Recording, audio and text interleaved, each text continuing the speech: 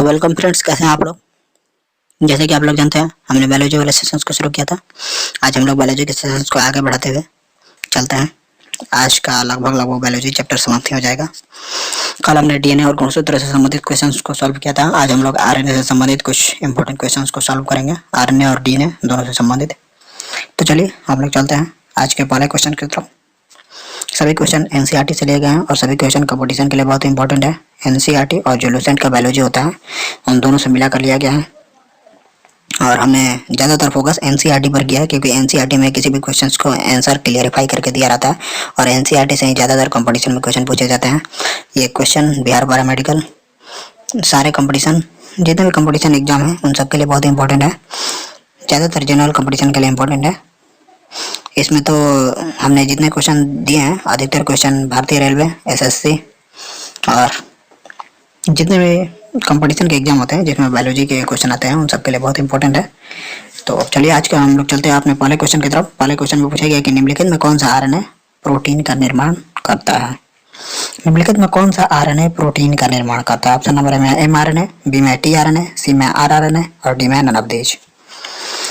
तो इन तीनों आरएनए के बारे में आप लोग को जाना जरूरी है। कौन सा आरएनए प्रोटीन का निर्माण करता है, तो आरआरएनए प्रोटीन का निर्माण करता है। ऑप्शन नंबर सी सही है। अगले क्वेश्चन की तरफ चलते हैं। क्वेश्चन नंबर सेकंड में पूछा गया कि कौन सा आरएनए अमीनो एसिड का पहचान करता है। अमीनो एसिड का पहचान कौन करता है, तो हमारा ऑप्शन नंबर ए सही है।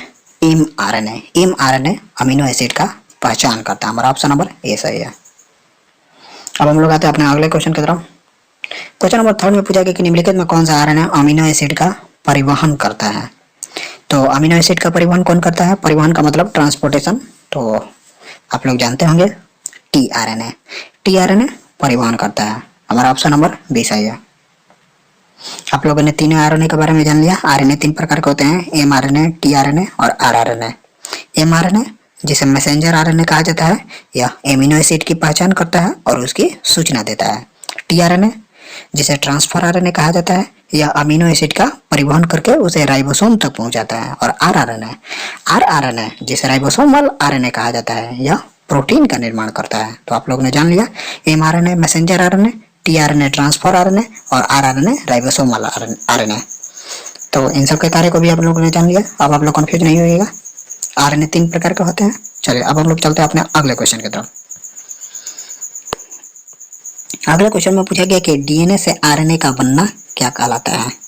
देखिएगा, ये सारे क्वेश्चन अभी जितने आगे आएंगे ये सारे क्वेश्चन कंफ्यूजन वाले क्वेश्चन हैं, तो जरूर नोट कीजिएगा। डीएनए से आरएनए का बनना क्या कहलाता है, तो डीएनए से आरएनए का बनना ट्रांसक्रिप्शन कहलाता है। हमारा ऑप्शन नंबर ए सही है। अगले क्वेश्चन की तरफ चलते हैं। अगले क्वेश्चन में पूछा गया है आरएनए से पुनः डीएनए का बनना क्या कहलाता है। आरएनए से पुनः डीएनए का बनना रिवर्स ट्रांसक्रिप्शन कहलाता है। डीएनए से आरएनए का बनना ट्रांसक्रिप्शन और आरएनए से पुनः डीएनए का बनना रिवर्स ट्रांसक्रिप्शन। चलिए अब चलते हैं अगले क्वेश्चन की तरफ। अगले क्वेश्चन में पूछा गया कि आरएनए से प्रोटीन का बनना क्या कहलाता है। तो आरएनए से प्रोटीन का बनना ट्रांसलेशन कहलाता है। हमारा ऑप्शन नंबर डी सही है। आरएनए से प्रोटीन का बनना ट्रांसलेशन कहलाता है। अब हम लोग आते हैं अगले क्वेश्चन की तरफ। क्वेश्चन में कंफ्यूज नहीं होगा। अगले क्वेश्चन की तरफ आता है, डीएनए से डीएनए का बनना क्या कहलाता है। डीएनए से पुनः डीएनए का भी निर्माण होता है, तो डीएनए से डीएनए का बनना क्या कहलाता है, तो डीएनए से डीएनए का बनना रेप्लिकेशन कहलाता है। हमारा ऑप्शन नंबर सी सही है। अगर आप लोगों ने 12 में बायोलॉजी पढ़ा होगा और डिजीज चैप्टर को पढ़ा होगा तो आप लोग को जरूर पता होगा कि डीएनए से डीएनए का निर्माण और डीएनए से आरएनए का निर्माण कैसे होता है। अब हम लोग थ्योरी क्लास को चालू करेंगे तब हम लोग इनकी सारी विधियों को देखेंगे। तो अभी के लिए बस जितने जनरल कंपटीशन में आ सकते हैं वैसे ही आप लोग क्वेश्चन कीजिए। तो हमने आपको बताया डीएनए से डीएनए का बनना रेप्लिकेशन कहलाता है। चलिए एक बार फिर से रिवीजन कर लेते हैं।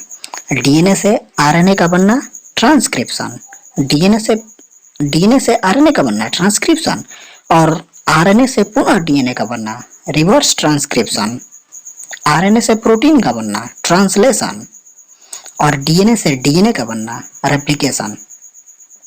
चलिए फिर से एक बात देखते हैं हम लोग। डीएनए जो है, डीएनए से डीएनए का बनना रेप्लिकेशन, डीएनए से डीएनए का बनना रेप्लिकेशन, डीएनए से आरएनए का बनना ट्रांसक्रिप्शन, और उसी आरएनए से फिर डीएनए का बनना है रिवर्स ट्रांसक्रिप्शन। अब आरएनए से प्रोटीन का बनना ट्रांसलेशन कहलाता है। चलिए अब आप लोग, अगर आप लोग को कंफ्यूजन होगा तो आप लोग कमेंट में कीजिएगा, हम इसको 3D मेथड से समझा देंगे। चलिए अब हम लोग चलते हैं अगले क्वेश्चन की तरफ। अगले क्वेश्चन में पूछा गया कि जिस कोशिका में कोशिका विभाजन होता है उसे क्या कहा जाता है। जिस कोशिका में कोशिका विभाजन होता है उसे क्या कहा जाता है। तो इसे आप लोग ऑप्शन से सॉल्व कर सकते हैं। जिस कोशिका में कोशिका विभाजन होता है उसे मदर सेल कहा जाता है। हमारा ऑप्शन नंबर 20 सही है। ये भी क्वेश्चन कॉम्पिटिशन में पूछा गया है, तो ऑप्शन नंबर 20 सही है। अब हम लोग आते हैं अपने अगले क्वेश्चन की तरफ। अगले क्वेश्चन में पूछा गया है कोशिका विभाजन के बाद बनने वाली नई कोशिका को क्या कहा जाता है। कोशिका विभाजन के बाद बनने वाली नई कोशिका को क्या कहा जाता है। ए में डॉटर सेल, बी में मदर सेल, सी में फादर सेल और डी में नवतेज। तो कोशिका विभाजन के बाद बनने वाली नई कोशिका को डॉटर सेल कहा जाता है। हमारा ऑप्शन नंबर ए सही है। जिस कोशिका में कोशिका विभाजन होता है उसे मदर सेल कहा जाता है, और कोशिका विभाजन के बाद जो नई कोशिका बनती है उसे डॉटर सेल कहा जाता है। तो सीधा हम लोग क्वेश्चन के आंसर का पूरा एक्सप्लेनेशन करते हुए आगे चलेंगे ताकि क्वेश्चन में कोई कंफ्यूजन ना हो। चलिए अब हम लोग चलते हैं अपने अगले क्वेश्चन की तरफ। अगले क्वेश्चन में पूछा गया कि जंतु में कोशिका विभाजन का कार्य कौन करता है। जंतु में कोशिका विभाजन का कार्य कौन करता है। ऑप्शन नंबर ए में है डीएनए, बी में है सेंट्रोसोम यानी जिसे तारकाय कहा जाता है, सी में सेल प्लेट, डी में नन ऑफ दीज। तो जंतु कोशिका में कोशिका विभाजन का कार्य बार बार हमने बताया। अगर आप लोग हमारे पिछले वीडियो को देख रहे होंगे तो जरूर आप लोग को पता होगा कि जंतु कोशिका में कोशिका विभाजन का कार्य सेंट्रोसोम करता है, जिसे हिंदी में तारकाय कहा जाता है। ऑप्शन नंबर 20 सही है। और वहीं पादप कोशिका में कोशिका विभाजन का कार्य सेल प्लेट के द्वारा होता है। ये दोनों क्वेश्चन बहुत ही इंपॉर्टेंट क्वेश्चन है, आप लोग कंफ्यूजन नहीं होइएगा। जिस तरह से हम बायोलॉजी का पूरा एक्सप्लेनेशन करते हुए चलते हैं उसी तरह हम लोग भारतीय इतिहास या भारतीय संविधान जो भी हमने सीरीज चालू किया है उन सारे सीरीज में हम पूरा एक्सप्लेनेशन करते हुए ही आगे बढ़ेंगे, ताकि आप लोग किसी भी कंपटीशन में कोई भी क्वेश्चन है आप लोग कंफ्यूज नहीं होइएगा। इससे संबंधित क्वेश्चन आप लोग देखते ही सॉल्व कर दीजिएगा। तो चलिए हमारा आंसर होगा बी, जंतु कोशिका में कोशिका विभाजन का कार्य सेंट्रोसोम करता है। अगले क्वेश्चन की तरफ चलते हैं। अगले क्वेश्चन में पूछा गया कि उत्तक का अध्ययन क्या कहलाता है। हमारे शेर के क्वेश्चन खत्म हो चुके हैं। अब हम लोग उत्तक से संबंधित कुछ क्वेश्चंस लगा लेते हैं, उसके बाद हम लोग कंगाल तंत्र की तरफ बढ़ेंगे। उत्तक का अध्ययन क्या कहलाता है आप लोग बताइए। उत्तक का अध्ययन हिस्टोलॉजी कहलाता है। हमारा ऑप्शन नंबर 20 सही है। अब हम लोग चलते हैं अगले क्वेश्चन की तरफ। अगले क्वेश्चन में पूछा गया कि हिस्टोलॉजी के जनक कौन है। ये भी याद रखिएगा, हिस्टोलॉजी के जनक मालगीली को कहा जाता है। हिस्टोलॉजी के जनक कौन है, मालगीली। हमारा ऑप्शन नंबर 20 सही है। हिस्टोलॉजी के जनक कौन है, मालगीली। अब हम लोग अगले क्वेश्चन की तरफ चलते हैं। अगले क्वेश्चन में पूछा गया कि सबसे पहले उत्तक का विकास किस जीव में हुआ था। यह भी इंपॉर्टेंट क्वेश्चन है और ये तो नीट जैसे एग्जाम में पूछे जाते हैं। चलिए जनरल कंपटीशन में भी पूछा गया है, आप लोग इसको याद रखिएगा, ये थोड़ा सा टफ क्वेश्चन हो जाता है। सबसे पहले उत्तक का विकास किस जीव में हुआ था। तो सबसे पहले उत्तक का विकास हाइड्रा यानी कि जेलीफिश में हुआ था। हमारा ऑप्शन नंबर सी सही है। कभी कभी ऑप्शन में हाइड्रा ना देकर जेलीफिश दे देता है, तो आप लोग याद रखिएगा जेलीफिश।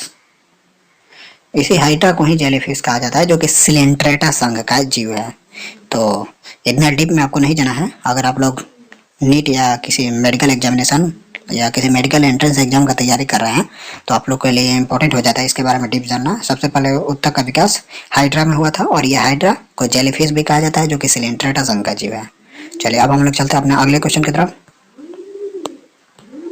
अगले क्वेश्चन में पूछेगा कि किसकी कमी के कारण बुढ़ापे में चेहरे पर झुर्रियां आ जाते हैं। बुढ़ापे में चेहरे पर झुर्रियां किसकी कमी के कारण आ जाते हैं। तो ये भी इम्पोर्टेंट क्वेश्चन है, अगर आप लोग को पता होगा तो आप लोग बताइए। हमारा ऑप्शन नंबर 20 सही होगा। किसकी कमी के कारण बुढ़ापे में चेहरे पर झुर्रियां आ जाती हैं। तो वसा की कमी के कारण बुढ़ापे में चेहरे पर झुर्रियां आ जाती हैं। ऑप्शन नंबर 20 सही है। अब हम लोग चलते हैं अगले क्वेश्चन की तरफ। Question number 15। क्वेश्चन नंबर 15 में पूछा गया कि निम्नलिखित में किसमें बाह्य कंकाल पाया जाता है। ऑप्शन नंबर में तेलचट्टा, बी में केकड़ा, सी में मकड़ी, डी में कीट।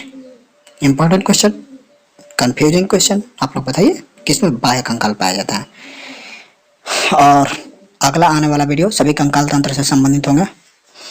कंकाल तंत्र में हम लोग बोन को पढ़ेंगे, जितने बोन पाए जाते हैं, बोन और उपास्थि दोनों को हम लोग पढ़ेंगे, बोन एंड कार्टिलेज। बोन को हिंदी में हम लोग अस्थिक कहते हैं और वो कार्टिलेज को हिंदी में हम लोग उपास्थि कहते हैं। तो आप लोग इसका आंसर बताइए, निम्नलिखित में किसमें बाह्य कंकाल पाया जाता है। तिलचट्टा, केकड़ा, मकड़ी और कीट। तो हमको तो लगता है कि चारों ऑप्शन सही है। तो चलिए, ये चारों ऑप्शन सही है। तिलचट्टा में भी बाह्य कंकाल पाया जाता है, केकड़ा में भी बाह्य कंकाल पाया जाता है, मकड़ी में भी पाया जाता है और कीट में भी पाया जाता है। तो हमारा ऑप्शन नंबर ए, बी, सी और डी चारों सही है। तो रहने देते हैं, आज के लिए बस इतना ही। आज के सारे क्वेश्चंस खत्म हो चुके हैं। अब हम लोग कल से कंकाल तंत्र को शुरू करेंगे। तो वीडियो को अच्छा लगा होगा तो लाइक जरूर कीजिएगा, चैनल को सब्सक्राइब कीजिएगा। इसी तरह के एनसीईआरटी के सारे क्वेश्चंस लगाने के लिए आप लोग चैनल को जरूर सब्सक्राइब कीजिएगा। किसी क्वेश्चन में डाउट होगा तो कमेंट जरूर कीजिएगा, आप लोग को जरूर रिप्लाई दिया जाएगा। चलिए, तो रहने देते हैं, आज के लिए बस इतना ही।